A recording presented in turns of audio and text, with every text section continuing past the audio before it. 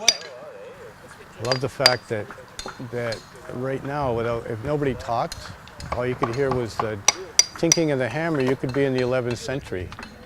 This really is a timeless art that anybody can participate in. See, you're talking to the stone now too. Yeah.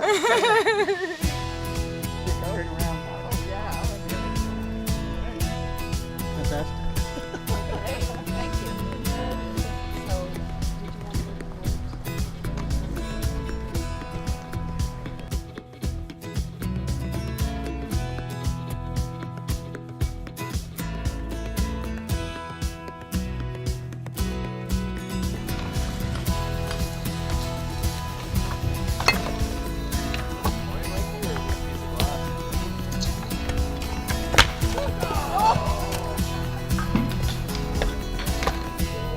And so it's very fitting. We've got the church, which is celebrating its 175th birthday next year.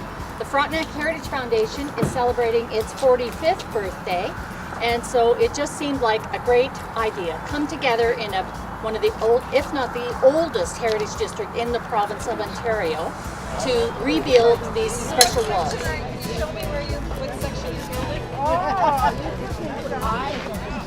So, as has already been said, welcome to everybody in the purple shirts for all the great work that you're doing over this weekend. It's astounding to see in person, and it's a legacy that so many people in our community are going to be able to enjoy.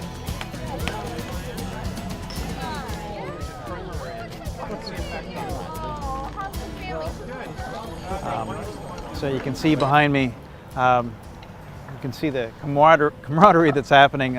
People are working together, having never done it before, working alongside an experienced person, and it really works. Plus, it's a lot of fun. The weather's great. We have this fantastic project, which is an 1840s wall made out of Kingston limestone. It's been rebuilt a few times. This time it's going to last. Drystone Canada has an annual festival where we'd like to bring in wallers from around the province in Canada and the United States. What we're doing is rebuilding this wall here at St. Mark's Church, and we're doing this with a mixture of experienced wallers who could either be professional or just amateur, such as myself, and as well we're running a workshop for students who have signed up and paid for a class on how to build a basic dry stone wall. We do it to promote dry stone in Canada because this is what we do for a living, and we're just a bunch of crazy guys that we'll get together once a year and do something for nothing just to promote the craft, basically. All right, perfect. It's kind of a vacation, working vacation, learning, working, having fun, all at the same time. And I like to build things that will last, hopefully far beyond me. I love that every single stone is different. You know, it's different from bricks or blocks or shingles. And I love that they're not made in a factory.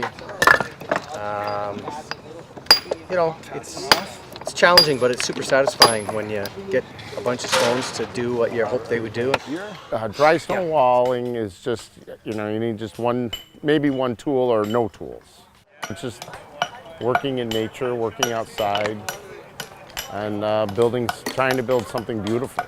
There is something calming about just the clink of the stone against each other, the odd sound of a chisel, maybe a little discussion if you're talking to one person or another, but really it is a quiet work and without a lot of interference, and it does sort of center you and feel you're back with nature. I'm an amateur. I haven't been certified yet, but I'm starting to understand the process is about calming down, letting the rock do the work for you. The best rock is right at your feet, believe it or not. I love this for that. I love the zen of it. There's a philosophy that a lot of wallers have, is that you just have to believe the stone into existence, that in that pile there is the stone you're looking for, because it develops a really positive attitude to everything. You just say, I believe the stone I need to solve this problem is here somewhere.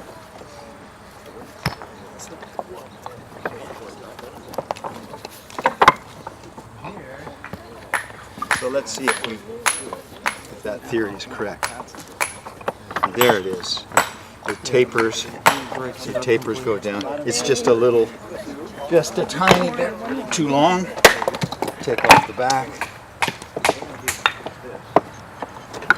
There it is. You should come over here and see it. It's gorgeous. I have this theory that people should be like a dry stone wall. And by that I mean they should be strong, they should be flexible, and they should be connected. That's way easier. This is where the students are working. You might be able to see some of the string lines. There's 2 sets of strings just above the height of the wall. Those strings are used as guides to find a way to make sure that you're getting the right corner or batter, which I'll explain in a second, of the wall. The wall has to have sort of a lean in on either side, and that's called using a batter frame, which we have mounted at the far ends of the wall. So this batter frame is designed to ensure that the wall is built according to what we want it to be as we build up, and we don't want it plumb. Having a plumb wall with stone with no mortar is difficult, and it's just makes it a lot more difficult to make out that kind of wall. So the advantage of the dry stone is that you have expansion joints on the wall. You know, like on a sidewalk where they cut the sidewalk, cut the concrete, and they have those joints in there. Those are called expansion joints. So when the frost starts heaving on that concrete, the whole thing doesn't all bust up. It'll just move a little bit.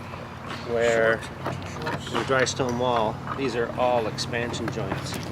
So when frost lifts the wall up, it allows it to move. But when it lets it go back down, it allows it to go back down. So actual fact that over time when the wall gets moved, it'll actually tighten up even more. The main thing is like its ability to move around. It's kind of like a bicycle chain, like it's linked together, but because there's no mortar or cement gluing everything together, it's free to move around, kind of like chainmail, So the Harding fills the voids between the 2 faces of the wall, but it's also laid in a way to help tie it together. So you want flat overlapping pieces. You don't want to throw in any wedge shape at an angle like this. So as the wall comes and goes with the frost, you don't want a wedge shape to be able to drop down in and over the decades, every winter, force the wall apart. So helps tie the wall together and fills the void so that you can build the next layer of stone. It's my purpose to just turn kids on to dry stone walling for future. Legos sometimes they fit too. It's very boxy, and you don't have the imagination. Perhaps your imagination is not unleashed. Whereas if you've just got irregular rocks, you really have to figure out how and why they're going to fit together. And it's a lot of fun. It's all decision making. It's creativity, raw creativity. I think today's society is very short-sighted as far as the impact that they leave. If something is going to last their generation, that's totally fine with them, or even half the generation. But I think taking pride in building something that will last generations it's a pretty neat thing to do. What you see here is the original wall, and because it deteriorated so badly, there was so much overgrowth, and you can see the roots got underneath the wall, and over time it wasn't maintained. And if it was properly built, you wouldn't need to maintain it. So that's why you have this. And as I said before, this wall goes all the way around the back of the church and over to the other side. So that's amazing how they managed to do that. And all this overgrowth makes it hard to get at. That's a good one, Lee.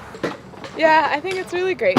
And you have to work with other people on this. Like, even though you kind of get lost in your own little space, you do have to work with other people in order to tie in your ends and have that communication across the wall, and be patient with people who are going at a slower pace, and then be patient with people who want you to go at a faster pace. Kind of balance that out as recognizing it's more of a community project than it is like a construction project. We got it done, now it's just a cleanup, so all in all, a good day's work. No one lost a finger, so it's a great day.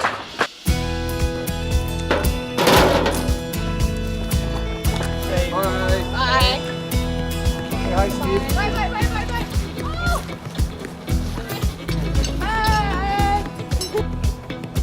Where's Phil? I got everybody but Phil. Oh, well, that's okay. There he is. Look at that stance. That's like I like the finger stretching his back. That's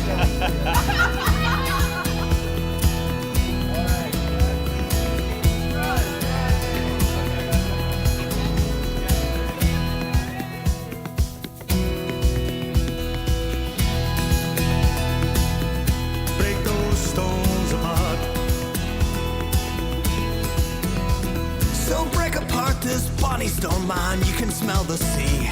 The pillars standing tall and strong, shaped by Michael McGroarty. In the morning to the wall with our coffee and our tea. The hammer striking, chisel steels, the drummer driving me. Break those stones